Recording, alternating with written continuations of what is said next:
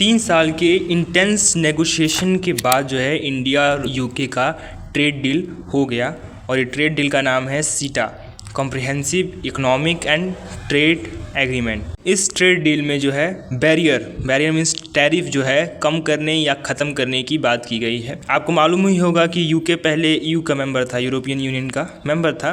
2016 में जो है एग्जिट मारा और उसको ब्रेक्सिट भी कहते हैं। तो उसके बाद जो है ये यूके और इंडिया दोनों के लिए बहुत ही बड़ा ट्रेड डील है, one of the biggest trade deal है। अब बात करते हैं कि इसमें बेनिफिट यूके और इंडिया दोनों का कितना और क्या क्या होगा। यूके मीन्स ब्रिटेन की पहले बात करते हैं। तो ब्रिटेन की बात करें तो उसकी मेडिकल डिवाइसेस और एरोस्पेस पार्ट्स जो है वो एक्सपोर्ट होंगे ब्रिटेन से इंडिया में। विस्की एक्सपोर्ट होगा, मैन्युफैक्चरर्स जो गुड्स हैं यूके के वो एक्सपोर्ट होंगे और ऑटोमोबाइल मीन्स की कार जो है वो भी यूके की यहाँ पे आएंगी। ये पहले भी आती थी बट इस पर बहुत ज़्यादा टैरिफ लगता था। अब ये टैरिफ घटा के 3% नहीं तो 0% कर दिया गया है। इंडिया की बात करें तो इंडिया का बेनिफिट ये है कि फार्मर गुड्स जो है वो एक्सपोर्ट होगा यूके में और वहाँ पे टैरिफ नहीं लगेगा।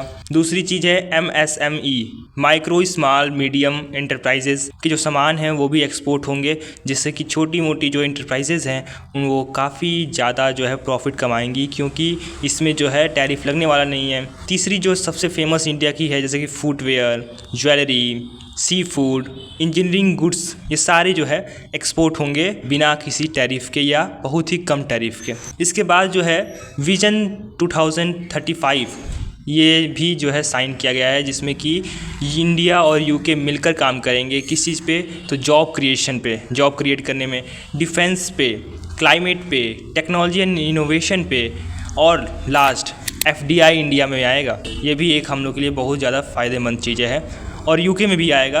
कैसे, तो जैसे कि इंडिया यूके में जो ट्रेड डील हुई है कि टैरिफ बहुत कम लगेगा। जैसे कि एग्जांपल लेते हैं जापान की कोई भी कंपनी की। सो जापान की जो कंपनी होगी वो सामान बेचना चाहती होगी यूके में, बट टैरिफ बहुत ज़्यादा लगता होगा। सो जापान की जो कंपनी होगी वो मैन्युफैक्चरिंग यूनिट जो है वो ले आके इंडिया में सेटअप कर देगी, जिससे कि जॉब क्रिएशन तो होगा ही होगा। सो वो सेटअप कर देगी और यहाँ से इंडिया से जो है सामान यूके में चला जाएगा। वैसे ही यूके का भी होगा, ये इंडिया में अगर कोई सामान भेजना चाहता है तो यूके में आके मैन्युफैक्चरिंग यूनिट सेटअप कर देगा और वो कंपनी जो है सीधे इंडिया में भेज देगी और टैरिफ बहुत ही कम लगेगा। उसके बाद अब बात करते हैं no access to UK, no access to India. मतलब कि ऐसा कौन सी चीज़ें हैं जो इंडिया ने मना कर दिया है कि यूके तुम मत लेना, और यूके ने बोल दिया है कि भाई इंडिया तुम्हारा हम ये नहीं लेंगे। तो बात कर रहे हैं कि इंडिया ने किस किस चीज़ यूके की चीज़ों को बोल दिया है कि आप नहीं आ सकते हैं। तो पहली चीज़ है कि डेयरी प्रोडक्ट्स, क्योंकि हमारे में बहुत छोटी छोटी डेयरी है, यूके की बड़ी बड़ी डेयरी जो है वो हमारी छोटी मोटी डेयरी को निकल जाएंगी। दूसरी चीज़ है एप्पल्स, तीसरी है ओट्स, चौथी है एडिबल ऑयल।